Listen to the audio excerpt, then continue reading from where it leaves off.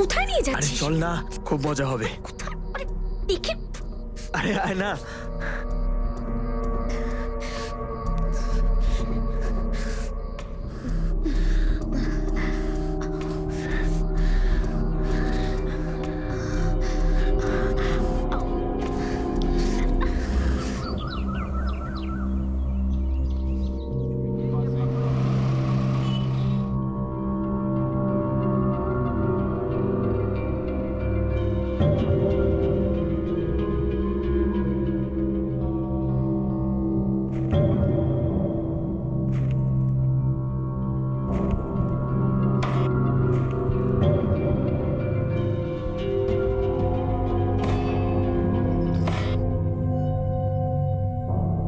বাজরার ভাকরি আর লাল কষা কষা মাটন। বাবলু কবে থেকে বলছে বেশি ঝাল দিস না, হ্যাঁ? আর দেখ এরকম ছোট ছোট টুকরো করবি সব সময়। ওর খুব ভালো লাগে ছোট টুকরো। তুই কি হ্যাঁ হ্যাঁ হ্যাঁ করছিস? পায়েসটা বানিয়ে রাখ, পরে আবার ভরতের খিটখিট খিটখিট চাই না। কি আরে ভাই চলো চলো একটু সামনের দিকে এগিয়ে চলো। আরে ব্যাস ব্যাস।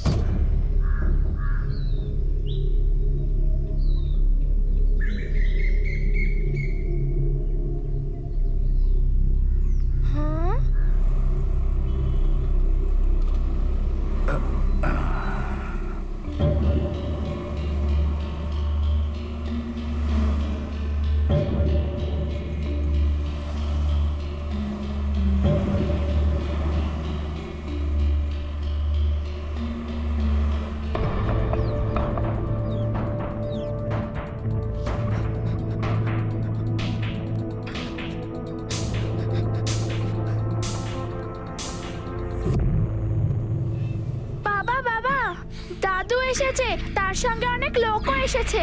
এক্ষুনি অটো থেকে নামলো, আমি দেখলাম।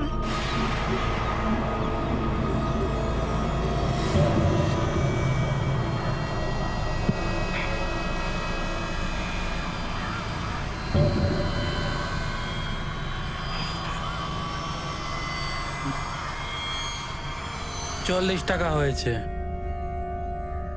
মা মা ওই দেখ আসছে। মা মা মা, বাবা ওই মহিলা আর তার ছেলেকে নিয়ে বাড়িতে এসছে।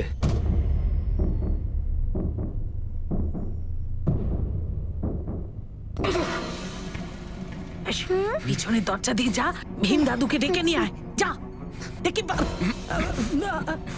মা, তুমি যদি ওই সতীনকে আজকে ভেতরে ঢোকাও না, তাহলে দেখে নিও লাশ ফেলে দেবো। শোনো, আরো একবার ভেবে দেখো, এভাবে বাড়িতে যাওয়া ঠিক হবে? সবাই কি বলবে? আমার খুব ভয় করছে। ভয় পাচ্ছিস কেন তুই? হ্যাঁ, আরে এটা আমার বাড়ি রে, এখানে আমার উপরে কেউ কথা বলবে না।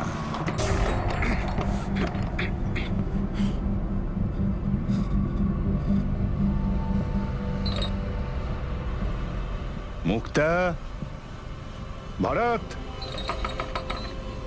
দরজাটা খোল, না হলে কিন্তু ভালো হবে না। আরে তোকে আবার কে বললো দরজা খুলতে?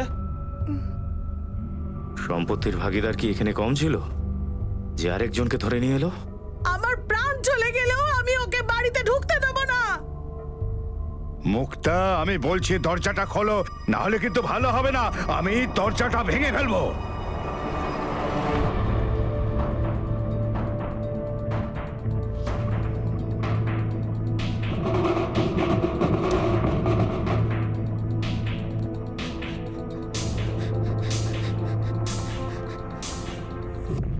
কি মেয়েদের মতন কুস্তি করছো? এটা খেলা হচ্ছে? নিচে ফেল ওকে, ফেল। কি খেলছো তোমরা? নিচে ফেলো ওকে। কি খেলছো তোমরা? নিচে ফেলো ওকে, ফেলো। ভীম দাদু, তোমরা কি ভাবছো তোমরা যদি দরজাটা না খোলো আমরা কি ভেতরে যেতে পারবো না নাকি? বাবা বাবা ছাড়ো না, আমি জানতাম যে এরা আমাদের ভেতরে ঢুকতে দেবে না। হ্যাঁ, ছেড়ে দাও না, আমরা চলে যাই। তোমার শরীর খারাপ হয়ে যাবে এরকম করলে। চিৎকার করো না। কোথাও যাবে না তোমরা, এটা আমার বাড়ি, এখানে শুধু আমার মতামত চলবে। ঠিক আছে, দেখি কি করে দরজা না খোলে। খোল না।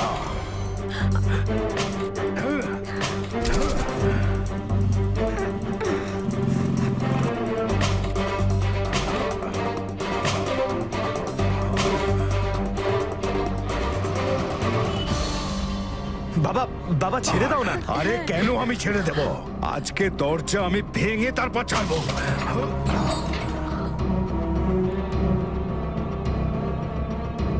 সাবধানে।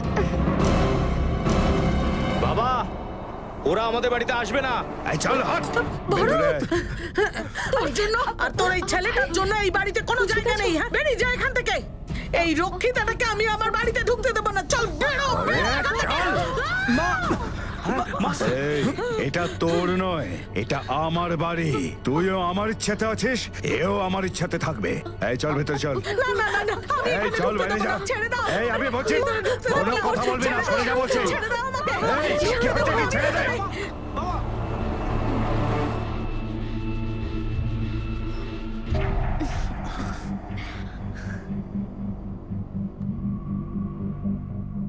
আরে, এই, ছেড়ে দাও ছেড়ে দাও। এই, শ্রীধর দাঁড়া, এতে সমস্যা আরো বাড়বে। না কাকা, আমি আজই এই সমস্যাটা উপড়ে ফেলে দেবো। ভৈরব, তুই রুক্মিণী আর ওদের নিয়ে ভেতরে যা, আমি সামলাচ্ছি একে। এই চল, এই চল চল চল বলছি। যেও না। চলে, যেও না একদম কেউ বলছি। আসবে না আমাদের কাছে। চল, কেউ আসবে না। শ্রীধর, কুড়োলটা দে আমাকে। শ্রীধর, কুড়োলটা দে আমাকে। দে, দে, পাগলামি করিস না।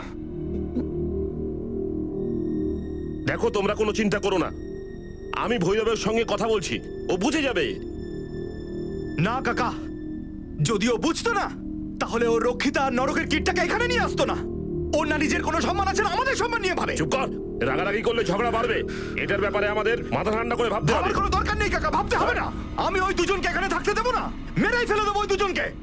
ইট পাথর দিয়ে দাঁড় করিয়ে দেওয়া চারটে দেওয়াল মানেই কিন্তু বাড়ি নয়, সেটা শুধুমাত্র ঘর। আর সেই ঘরকে বাড়ি বানায় তাতে বসবাস করা হাসি খুশি পরিবার। এমন একটা পরিবার যারা একে অপরকে ভালোবাসে, ভরসা করে। কিছুদিন আগেও ভৈরব পালোয়ানের বাড়িতেই সবকিছু ছিল, কিন্তু রুক্মিণী আর রঘুকে বাড়িতে আনার সিদ্ধান্ত ভৈরবের বাড়ির ভিতটাকেই নাড়িয়ে দিয়েছিল। ভালোবাসা আর বিশ্বাসের জায়গায় ঘৃণা আর শত্রুতা জন্ম নিল। এমনটা মনে হচ্ছিল যে মুক্তা আর তার সন্তানরা রুক্মিণী এবং রঘুকে ওখান থেকে বের করার জন্য সব রকমের চেষ্টা করে যাচ্ছিল, আর রুক্মিণীকেও ওখানে থাকার জন্য অনেক কিছু সহ্য করতে হচ্ছিল।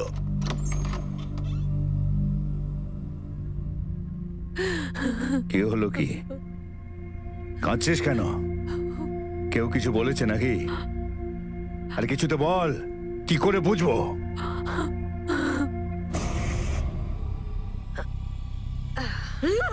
এই তুমি কি করছো?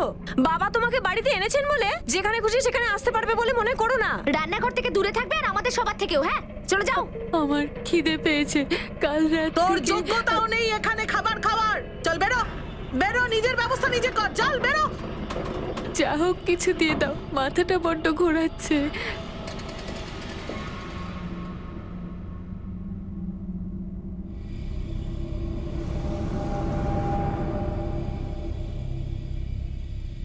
এই নাও, খাও। এই খাবারটা তো বাসি খাবার। হ্যাঁ, তবে পিঠে পুলি বানিয়ে খাওয়াই তোকে।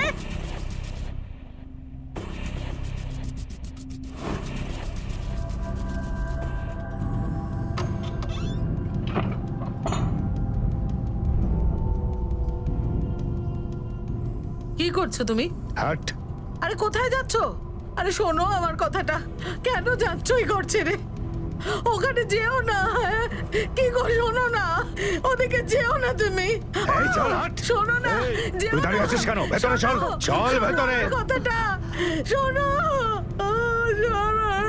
শোনো, শোনো না, যেও না। শোনো, শোনো আমার কথা, দরজা খোলো না।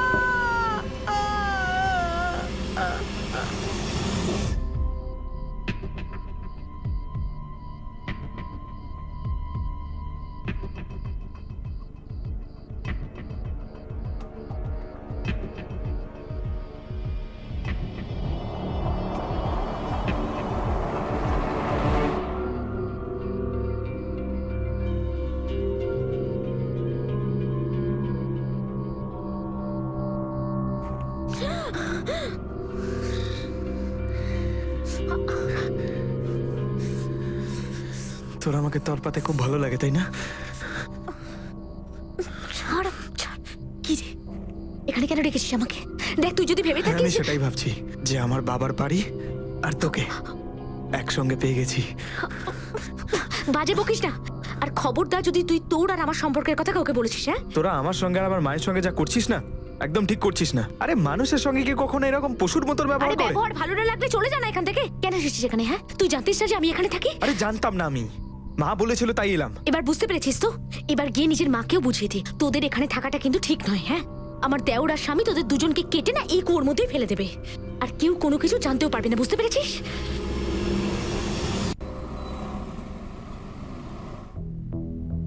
দেখো, তোমাদের ওই ভদ্রমহিলার কাছ থেকে কোনো বিপদ নেই, কিন্তু ছেলেকে সাবধান। ভৈরব বাবুর সঙ্গে ওর রক্তের সম্পর্ক, ও সম্পত্তির ভাগ চাইতেই পারে। আরে এরকম কিভাবে ও সম্পত্তির ভাগ পাবে? আমার বাবা তো ওই মহিলাকে বিয়েই করেনি এখনো। কিন্তু ও ভৈরবেরই সন্তান, করতেই পারে সাবমিট। একমাত্র ওয়ারিশ, কোর্ট ওর পক্ষে রায় দিতে বাধ্য। কথাটা কোর্ট অব্দি এগোবেই না, তার আগেই আমি ওদেরকে মেরে ফেলবো।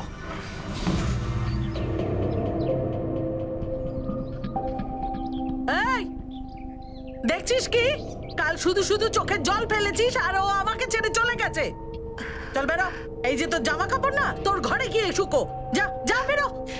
তোমার এই রকম ব্যবহারের জন্যই উনি আমার কাছে থাকতে ভালোবাসেন। মা, এর সাহস তো দেখো, তোমার মুখের উপর কেমন কথা বলছে।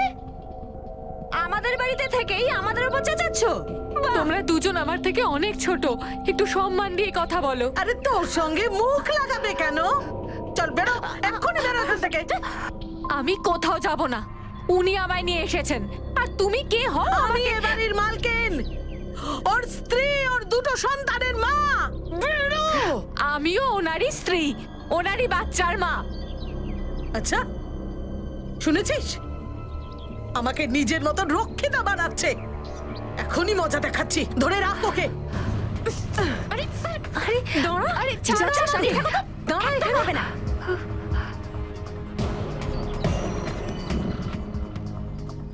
চুপচাপ এখানে দাঁড়িয়ে থাকো। কথা বলবি না, কথা বলবি না। চুপ কর। কি করছো? চুপচাপ দাঁড়িয়ে থাকো। দেখ তুই। আরে কি করছো তোমরা? আরে কি করছো? এই ছাড়ো আমায়। আরে ছাড়ো।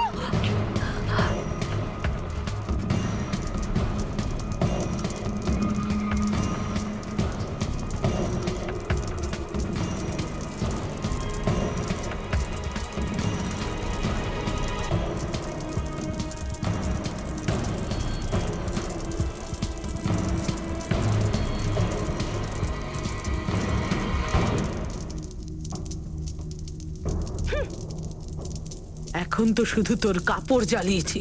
যদি তুই এই বাড়ি থেকে দূর না হত তো সব জ্বালিয়ে দেবো, বুঝেছিস?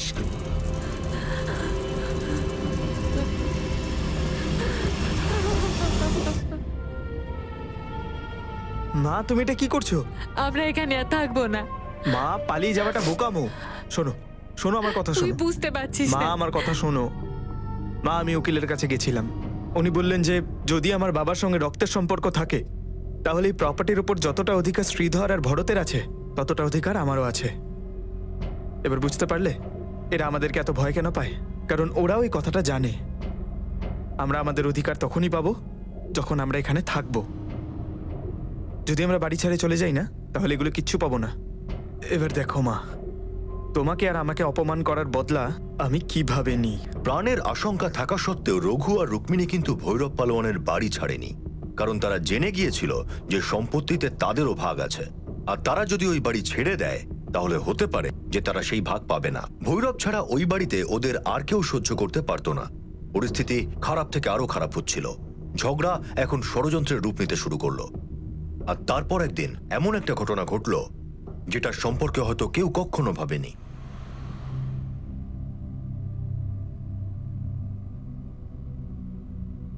দেখ ভৈরব, এখনো কিছু হয়নি। আমার কথা শোন, রুক্মিণী আর রঘুকে দূরে অন্য কোথাও রেখে আয়। প্রথমে তো দূরেই ছিল, এখন বাড়িতে এনেছি। ভীম, রুক্মিণী আমার স্ত্রী, আর রঘু ওর শরীরে আমারই রক্ত। ও আমার ছেলে। আমি ওকে নিজের কাছ থেকে দূরে রাখতে পারবো না।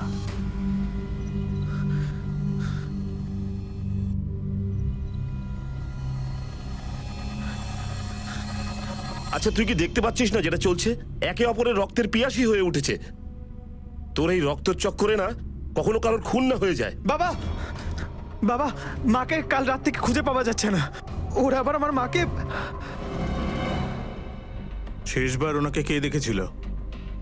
সাহেব, উনি রোজ সন্ধ্যার সময় মন্দিরে যেতেন। কালকেও আমি ওকে মন্দিরে যাওয়ার সময় দেখেছিলাম, কিন্তু তারপরে আর দেখিনি। কোথায় যেতে পারে কোনো আন্দাজ আছে? গেছে হয়তো কাশিধামে। স্যার মিথ্যে কথা বলছে এরা। যেদিন থেকে আমার বাবা আমাদেরকে এখানে এনেছে এরা আমাদের পেছনে লেগেই থাকে।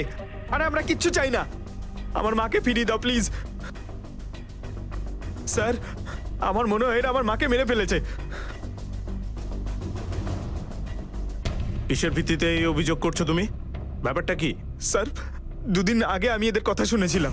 মা, 10 দিনের বেশি হলো ওরা এখানে আছে, আর মনে তো হচ্ছে না যে ওরা এখান থেকে এত সহজে যাবে। তুমি যাওয়ার কথা বলছো? ওরা তো অন্য কিছুই ভেবে বসে আছে। কি কি ভাবছে ওরা সবাই? উকিলের সঙ্গেও দেখা করে এসেছে, রঘু আর ওর মা। মা দুজনে পরামর্শ করছিল যে ঘর দখল করে ভাগ বসাবে, আর উকিলও নাকি বলেছে যে রঘুরও অধিকার আছে। ওই দুটোকে তো আমি বাড়ির ধুলো নিয়ে যেতে দেবো না। ভাগ চেয়ে দেখুক তো, বিষ দেব, দুটোকেই মেরে ফেলবো, আর পিছনের কুয়োটার মধ্যে ফেলে দেবো। স্যার, রুক্মিণীর ছেলে রঘু পরিবারকে সন্দেহ করছে। ও বলতে চাইছে ওর পরিবারের লোকেরাই গায়েব করেছে। রুক্মিণী গায়েব হয়েছে এখনো 2 দিনও হয়নি। হতে পারে কোথাও চলে গেছে কোনো আত্মীয়র বাড়ি। ওর ফোনের স্ট্যাটাস কি? স্যার ফোন সুইচ অফ আসছে। ওর ফোনের লাস্ট লোকেশন বের করো, আর ওর ছবি আশপাশের সমস্ত থানাতে পাঠিয়ে দাও। Okay sir.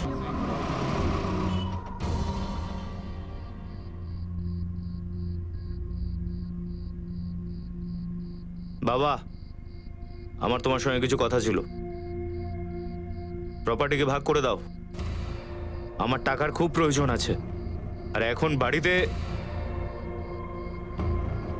ভাগ চাই তোর? তোর ভাগ চাই? বাবা, তোর ভাগ চাই, তাই না? বাবা, তোর ভাগ চাই? ওকে কি করছো? ছাড়ো ওকে।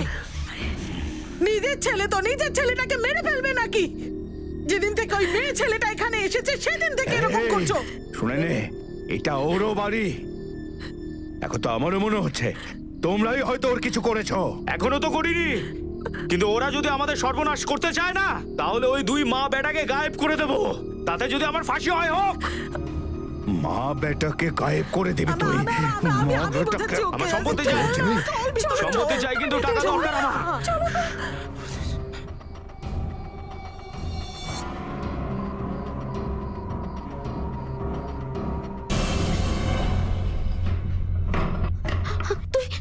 তুই এখানে কি করছিস? তুই এখান থেকে বেরিয়ে যা, তুই যা এখান থেকে। আমার কথা শোন, আমার মাকে কোথায় রেখেছিস? বল কোথায় আমার মা? আমি জানি না, বাজে কথা বলিস না। কেউ যদি তোকে এখানে দেখতে পায় তাহলে গন্ডগোল হয়ে যাবে। তুই যা এখান তুই থেকে। আমার কথা শোন, যদি আমার মায়ের কিছু হয়েছে না, যদি তোর স্বামীর হাত থাকে নেন পিছনে, তোর আমার মধ্যে যা হয়েছে না, পুরো দুনিয়াকে চেঁচিয়ে বলবো আমি। তারপর আমি দেখবো তোদের মতন ভদ্রলোকেদের কি অবস্থা হয়, বুঝলি?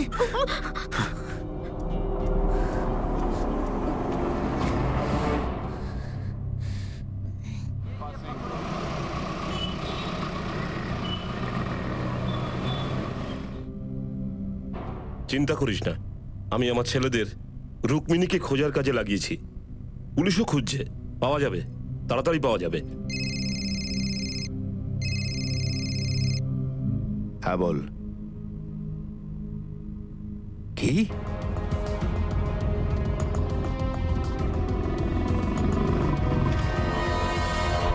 কি হয়েছিল আপনার সাথে, কিছু মনে আছে?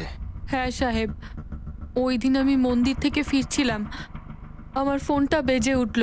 কেউ আমায় ফোনে জানালো যে রঘুর নাকি একটা অ্যাক্সিডেন্ট হয়ে গেছে। আমি ওনাকে নাম জিজ্ঞেস করলাম, উনি নাম না বলেই ফোন কেটে দিলেন। আমি খুব ভয় পেয়ে গেছিলাম। আমি রঘুর ওখানে ছুটে চলে যাই। আমি ওখান থেকে যাচ্ছিলাম আর রঘু, রঘু, রঘু।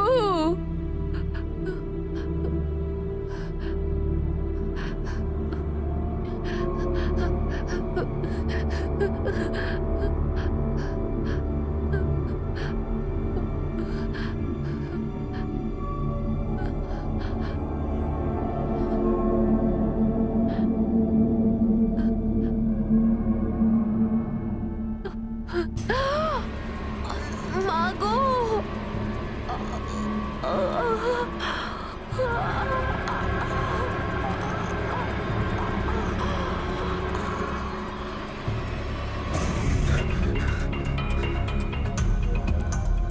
তাহলে দুদিন আপনি কোথায় ছিলেন? একদিন আমি ওই ক্ষেতেই অজ্ঞান হয়ে রইলাম। তারপরের দিন ওই ক্ষেতের মজুরেরা আমায় উঠিয়ে নিজেদের ঝোপড়িতে নিয়ে যায়। তারপর ওরাই আমায় এখানে নিয়ে আসে। এই দুদিন আপনি কাউকে ফোন করার চেষ্টাও করেননি কেন? সাহেব, আমার ফোন তো আমার কাছে নেই। কি করে ফোনটা করি সাহেব? ফোনের লাস্ট লোকেশন দেখেছো? স্যার উনি সত্যি কথা বলছেন, কারণ লাস্ট যে কলটা এসেছিল সেটা স্টেশনের সামনে পিসিওর নাম্বার। আমরা জিজ্ঞাসাবাদ করেছি, কিন্তু দুদিন আগে এখান থেকে একটা কল করা হয়েছিল। আমার সমস্ত কল ডিটেলস গুলো চাই। দুদিন আগে দোকানে কে ছিল? আমি এই পিসিওটা দেখাশোনা করি। এখানে সবসময় অনেক লোক আসা যাওয়া করে। কি করে জানবো যে কে কল করেছিল? আর আমি তো অন্ধ লোক, আমি কি করে আপনাদের বলবো বলুন? ওটা কেউ জেনে বুঝে এই কাজটা করেছিল, কারণ ও জানতো ওই দোকানের মালিক ওকে চিনতে পারবে না। তার মানে যেই হোক না কেন, সে এই এলাকার সবকিছুই জানে। সে এটাও জানতো যে রুক্মিণী সন্ধেবেলা মন্দিরে যায়। বুঝলে, ও ওই ঘরেরই কেউ হবে। স্যার কিন্তু আমাদের কাছে তো কোনো এভিডেন্স নেই। দরকার নেই, আজ নাই বা থাকলো, কাল ঠিক পেয়ে যাব।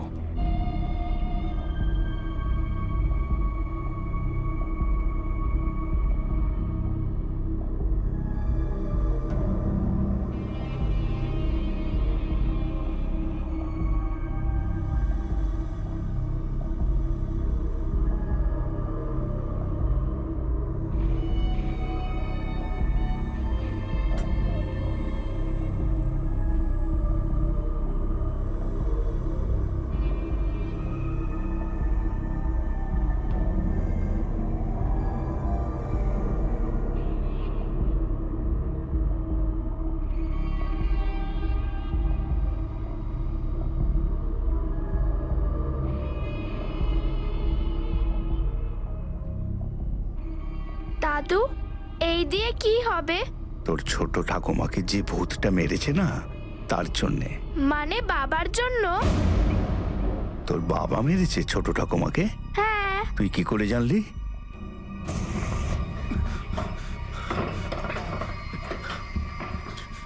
কি হয়েছে তোমার? এত ঘামছো কেন তুমি? শরীর ঠিক আছে তো তোমার? ব্যবস্থা হয়ে গেছে। কি? কাকে? রঘুর মাকে এক মারেই লুটিয়ে গেছে। এবার রঘুর পালা।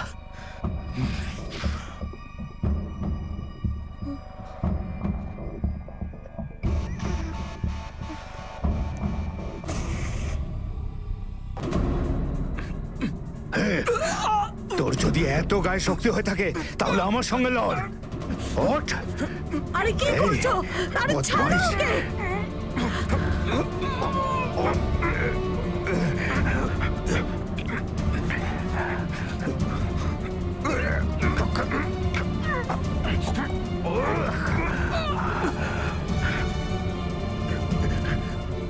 আরে কুস্তি রাখা বানালে নাকি বাড়ি থেকে? ছাড়ো না, দেখো না একটু। আরে ছাড়ো, কি করছো? শ্রীধর, আয় বাবা। হায় ভাই, ভাই আয়, বস।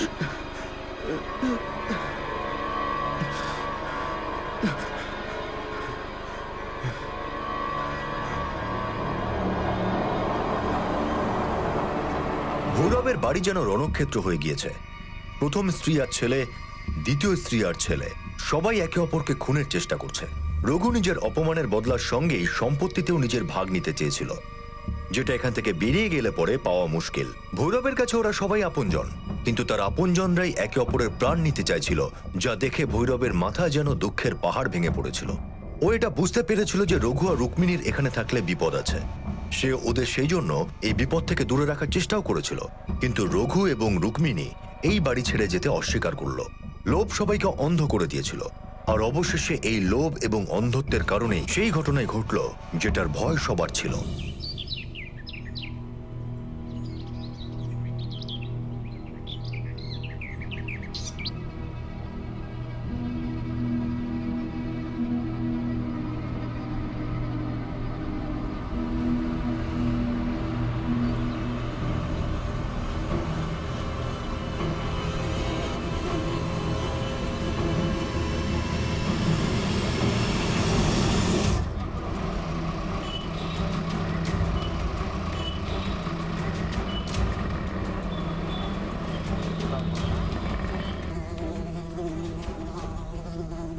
স্যার এই তো ভৈরব পালোয়ানের ছেলে। আশেপাশে কিছু পাওয়া গেছে? না স্যার, মোবাইল, পার্স কিচ্ছু পাওয়া যায়নি। সিন্ধে, বডিটাকে এখান থেকে নিয়ে যাও আর পোস্টমর্টমের ব্যবস্থা করো।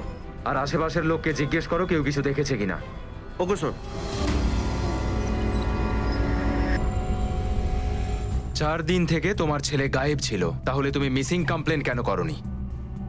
আসলে কি জানেন স্যার, রঘু তো কয়েকদিন এদিকে কয়েকদিন অন্য কোথাও থাকতো, এইভাবেই চলতো।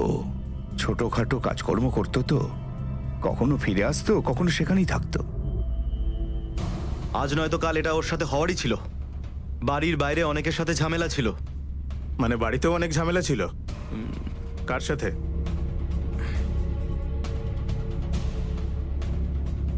তোমার মত অনুযায়ী ছেলেটা কেমন ছিল? গুন্ডা ছিল, আর ওর বন্ধুরাও গুন্ডা। হয়তো কেউ হাত পরিষ্কার করেছে ওর উপর। আমি তো বাবাকে সবসময় বলতাম ওকে বাড়ি থেকে বের করে দিতে। খুব জেল্লা মেরে ঘুরে বেড়াতো ও। ব্যাপারটা এরকম নয় তো যে তুমিই মেরে হাত পরিষ্কার করেছো? স্যার এটা কি বলছেন? আমি তো ওর সঙ্গে কথাই বলতাম না। সাহেব, মিথ্যে বলছে ওরা। ওরাই মেরেছে আমার বাচ্চাকে। টাকা, সম্পত্তি এসবের চক্করে এরা সবাই মিলে আমার বাচ্চাটাকে মেরেছে। মেরে ফেললো আমার ছেলেটাকে সাহেব, মেরে ফেললো সাহেব। স্যার, রঘুর পোস্টমর্টমের রিপোর্ট অনুযায়ী রঘুর মৃত্যু বডি পাওয়ার 4 দিন আগেই হয়ে গেছিল। আর 2 তারিখে 12টা থেকে 4টের মধ্যে মৃত্যু হয়েছে। রঘুর মোবাইলের কোনো ইনফরমেশন? না স্যার, রঘুর মোবাইল 2 তারিখ থেকেই বন্ধ। আর রুক্মিণী বলছে যে ওর পরিবারের লোকেরাই নাকি ওকে খুন করেছে। হ্যাঁ, সে তো জানি।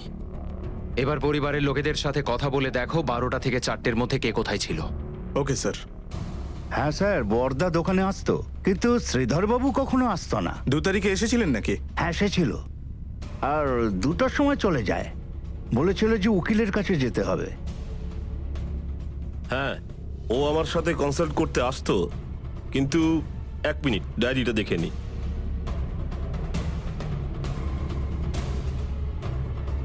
হ্যাঁ, কিন্তু 2 তারিখে ও আসেনি।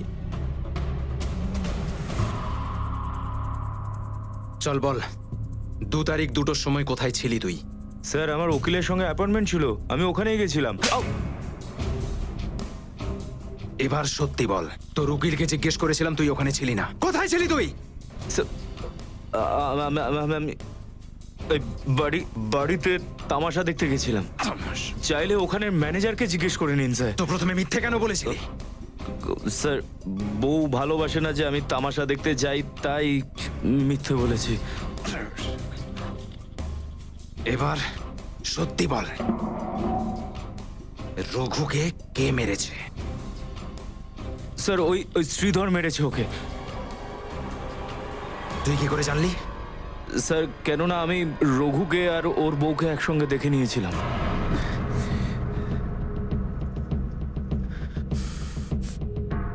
কি বাজে কথা বলছিস তুই? বাজে বলছি না, যা দেখেছি তাই বলছি। আর এখানে আমার কলারটা ধরে কি হবে? হ্যাঁ, যদি কিছু করতেই হয় তাহলে রঘুকে কিছু করে দেখা। এবার আমি ওর শরীর থেকে মাথাটা আলাদা করে দেব। বল, কি বলেছিলি তুই ভরতকে? ওর শরীর থেকে মাথা আলাদা করে দিবি? তুই ওকে মেরেছিস না? না না, এই ব্যাপারটা দুঃখ থাকবে যে আমি ওকে মারতে পারিনি, তার আগেই ওকে অন্য কেউ মেরে দিয়েছে। স্যার, আমার বাড়িতে আমারই বউয়ের সঙ্গেও আমি ওকে কুচি কুচি করে কেটে ফেলতাম। দেখ, তুই নিজের থেকে সত্যি বল, নইলে সত্যি বের করতে আমিও জানি। স্যার স্যার, সত্যি কথা বলছি স্যার, সত্যি আমি কিছু করিনি। আমি বাড়িতেই ছিলাম, সবাইকে জিজ্ঞেস করে নিতে পারেন আপনারা।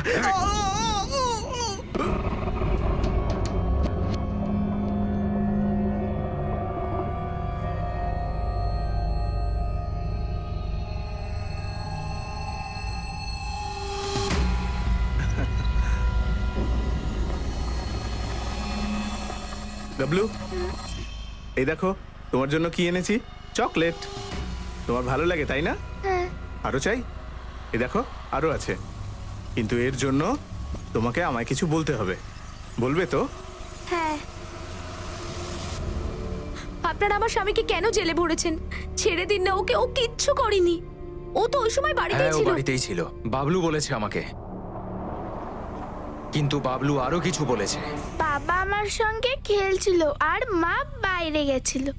তো বল, কোথায় গেছিলি তুই? 2টো থেকে 4টের মধ্যে। দেখ, সাহেব, লুকোনোর কোনো চেষ্টা করবি না। আমি জানি তোর আর রঘুর মধ্যে কি চলছে। বল, কোথায় ছিলি তুই 2টো থেকে 4টের মধ্যে?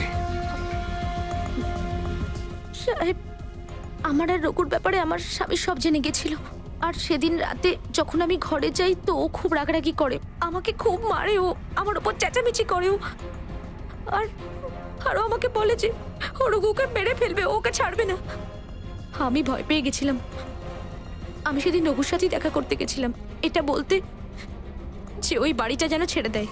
রঘু, আমি ঠাট্টা করছি না, সত্যি কথা বলছি। তুই এখান থেকে চলে যা, না হলে আমার স্বামী তোকে শেষ করে ফেলবে। ও সব জেনে গেছে তোর আর আমার সম্পর্কের ব্যাপারে। আরে হ্যাঁ, আমিও হাতে চুরি পড়ে নেই। এবার তো সেই সময় এসেছে যখন আমার আর আমার মায়ের অপমানের বদলা আমি তোদের থেকে নেব। যা গিয়ে বলে দে তোর স্বামীকে, ওকে ভয় পাই না আমি, ঠিক আছে? কিন্তু রঘু, রঘু 1 মিনিট দাঁড়া। রঘু, এবার শেষ প্রশ্ন। ক্ষেতের মধ্যে রুক্মিণীর ওপর যে হামলা হয়েছিল, এটা তোর স্বামী করেছিল না? পুলিশ রুক্মিণীর কেসের সূত্র তো জুড়ে ফেলেছিল, কিন্তু রঘুকে খুনের রহস্য এখনো সমাধান করা যায়নি। একটা কথা তো পরিষ্কার যে শ্রীধর যদি রুক্মিণীর উপর প্রাণঘাতী হামলা করতে পারত, তাহলে সে রঘুর প্রাণও নিতে পারত। কিন্তু খুনের সময় শ্রীধর নিজের বাড়িতে তার সন্তানদের সঙ্গে ছিল। এটাও প্রমাণ হয়ে গিয়েছিল যে ভরত নাটক দেখতে গিয়েছিল আর মালতী বাড়ির বাইরে ছিল, কিন্তু মাত্র কিছুক্ষণের জন্য। মুক্তা ঘরে ছিল, ভৈরব আর ভীম কুস্তির আখড়ায় ছিল। তাহলে রঘুকে কে মারল? আর সেই সময় পুলিশ হঠাৎ একটা জোরালো প্রমাণ পেল। স্যার, স্যার ও কুমার, রঘুর বন্ধু। হ্যালো। এই 10 দিন পর আজই দিল্লি থেকে এসেছে। আসার পর জানতে পারলাম যে রঘু মার্ডার হয়ে গেছে। যতদূর মনে আছে, আমি গত 2 তারিখে ওকে দেখেছিলাম, যখন আমি দিল্লিতে যাচ্ছিলাম। স্যার, রঘু পেছনে বসেছিল। বাইকটা কে চালাচ্ছিল সেটা আমি দেখিনি, মানে আমি অতটা মন দিয়ে দেখিনি। আর আমি কি করে বুঝবো যে আমি শেষবারের জন্য রঘুকে দেখছি? বাইক তো নিশ্চয়ই দেখেছো। কি বাইক ছিল? বাড়িতে শুধু একটাই মোটরসাইকেল, যেটা সকালে 12টার সময় আখড়ায় যায় আর সন্ধ্যেবেলা 5টার সময় বাড়িতে চলে আসে। ব্যাস এইটুকুই চলে। আর এই গাড়িটা কে চালায়? ভীম দাদা। কারণ আমার স্বামীর হাঁটুতে ব্যথা, তো উনি চালাতে পারেন না। শুধু আখড়াতেই যায় নাকি অন্য কোথাও? না কখনো লেট হননি? 2-1 দিন এদিক ওদিক? না, হ্যাঁ মানে সপ্তাহ 2 আগে, হ্যাঁ 2 সপ্তাহ আগে উনি সন্ধ্যেবেলা 7টার সময় বাড়ি ফিরেছেন। শুধু ভৈরব পালোয়ান নাকি ভীমও? না, দুজনেই। শুধু ভীম ছাড়া আর কেউ এই গাড়িটা চালায় নাকি? তোমার ছেলে বা অন্য কেউ? উনি নিজের মোটরসাইকেল আর কাউকে চালাতে দেন না, শুধু ভীম দাদা। ভীম পালোয়ানের গাড়িটা এখানে সার্ভিসিং এর জন্য আসে? হ্যাঁ সাহেব, ভীম পালোয়ানের গাড়ি এখানেই সার্ভিসিং এ আসে। মাসে তো একবার আসেই। গত মাসে এসেছিল? হ্যাঁ, এসে তো ছিলেন। কিলোমিটার চেক করেছিলে তো? হ্যাঁ স্যার। রেজিস্টারটা দেখাও। 1 মিনিট স্যার। এই দেখুন স্যার।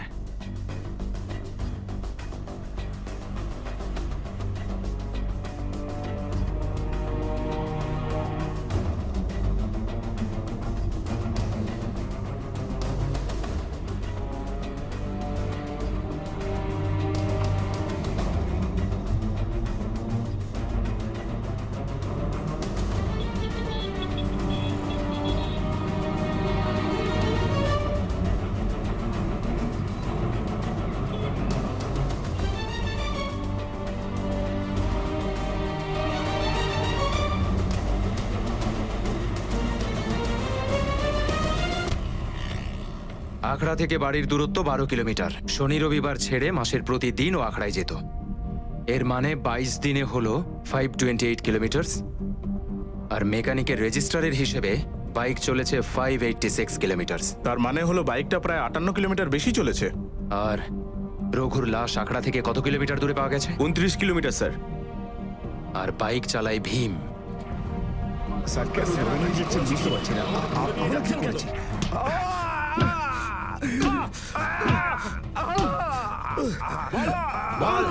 তোর দুজনের মধ্যে কে মেরেছিস? বলা শুরু কর। দেখুন ইন্সপেক্টর, এভাবে আপনি জবরদস্তি আমাদের থেকে কিছুই বার করতে পারবেন না। যদি আমার ছেলেরা জেনে যায় না, তবে এই সারা পুলিশ স্টেশন জ্বালিয়ে ছাই করে দেবে। জ্বালাবে? হ্যাঁ, জ্বালাবে। বলে দিচ্ছি আমি। ছেড়ে দাও আমায়, আমাদের ছেড়ে দাও।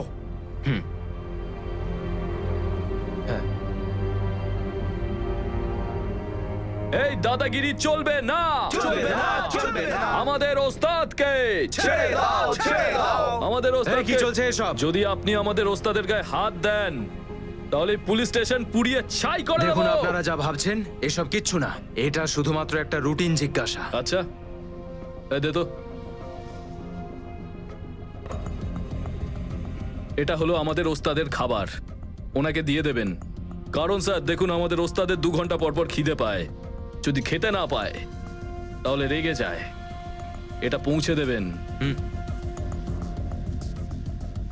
ঠিক আছে, আমরা দিয়ে দেব, আপনি চিন্তা করবেন না।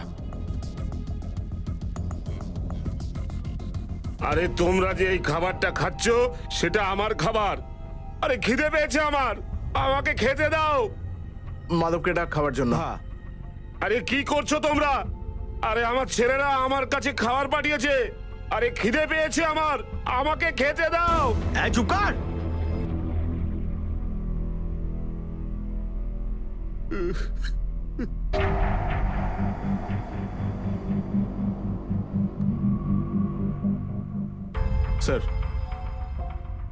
স্যার 12 ঘন্টা হয়ে গেছে, ওদের কিছু খেতে দেওয়া হয়নি। ভৈরব এখনো শান্তই আছে, কিন্তু ভীম ভীষণ চিৎকার করছে খাওয়ার জন্য। চিৎকার করতে দাও। Okay sir.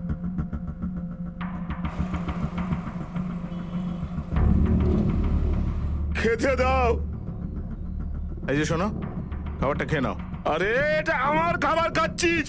দিয়ে দাও, দিয়ে দাও। আরে আমাকে খেতে দাও, খেতে দাও। আমি খিদে পেটে থাকতে পারি না, খেতে দাও আমায়।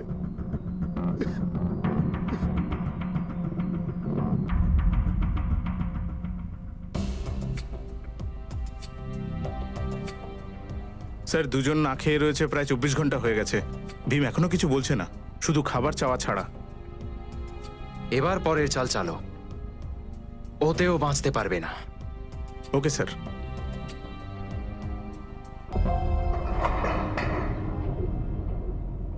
চলো বাইরে চলো। ভৈরব বাবু, তোমায় ছেড়ে দিলাম, তোমার জামিন হয়ে গেছে। কি? আরে স্যার, ওকে কেন ছাড়ছেন? আমাকে কেন আটকে রেখেছেন? আমাকেও ছেড়ে দিন স্যার। আরে ওর বাড়ির লোকেরা আছে, জামিনের ব্যবস্থা করেছে, তাই ছেড়ে দিলাম। তোমার কে আছে? তুমি পচো এখানে না খেয়ে, আরো 2 দিন তুমি খাবার পাবে না। আরে ভৈরব, কিছু খাবে? আরে ভৈরবের জন্য কিছু খাবার নিয়ে এসো। আরে স্যার, আমি বলছি খুন কে করেছে স্যার? আমাকে খেতে দাও।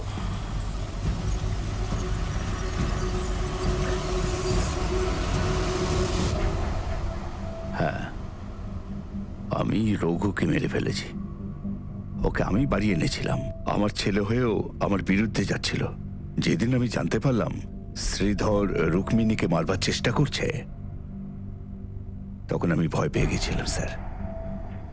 আমি যদি রঘুকে না মারতাম তাহলে ভরত কিংবা শ্রীধর ওকে মেরে ফেলতো। আমার মনে হলো রঘুকে মেরে ফেলে আমার অন্য 2 ছেলেকে বাঁচাবো। সেই জন্য আমি ওকে আখড়ায় ডেকেছিলাম, তারপর জঙ্গলে নিয়ে যাই।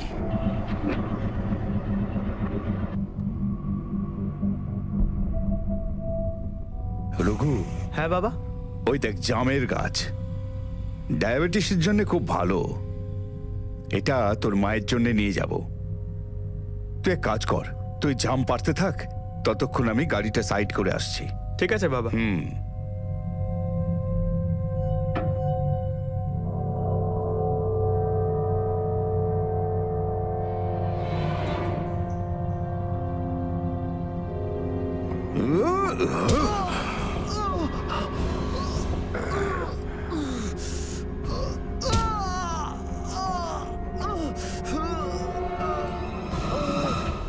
আমি ওর পার্স আর মোবাইলটা পাশের একটা নালায় ফেলে দিই, যাতে মনে হয় এটা কোনো চুরি ছিনতাই কেস। কিন্তু ভীম ওকে নিয়ে যেতে আমায় দেখেছিল,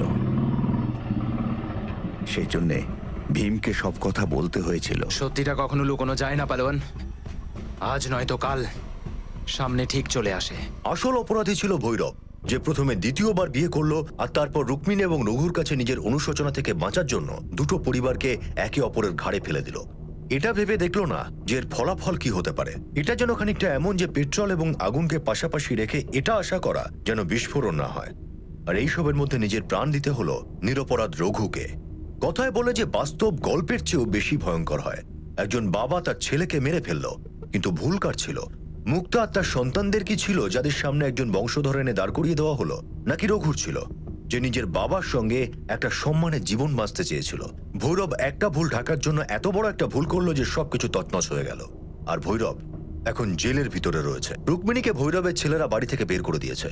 তাকে আজও কোলাপুরের বিভিন্ন অলিতে গলিতে ভিক্ষা করে বেড়াতে দেখা যায়। ভীমের অপরাধ লুকিয়ে রাখার জন্য 5 বছরের শাস্তি হলো, আর ভৈরবের হত্যার জন্য যাবজ্জীবন। মনে রাখবেন, সম্পর্ক যেন নষ্ট না হয়, আর যদি কখনো নষ্টও হয় তাহলে ঠিক সময়ে সঠিক উপায়ে সেটাকে ঠিক করার চেষ্টা করুন। এখন আমি অনুপ সুনি আপনাদের কাছ থেকে বিদায় নিচ্ছি। আবার দেখা হবে পরবর্তী এপিসোডে, আর প্রকাশ্যে আনবো আরো একটা অপরাধ। ততক্ষণ নিজের এবং নিজের পরিবারের খেয়াল রাখুন আর দেখতে থাকুন ক্রাইম পেট্রোল ডায়াল 100। শিক্ষা একজনের, জ্ঞান আমাদের সবার। জয় Hind. For more updates, subscribe to our channel, click the show links and enjoy watching the videos.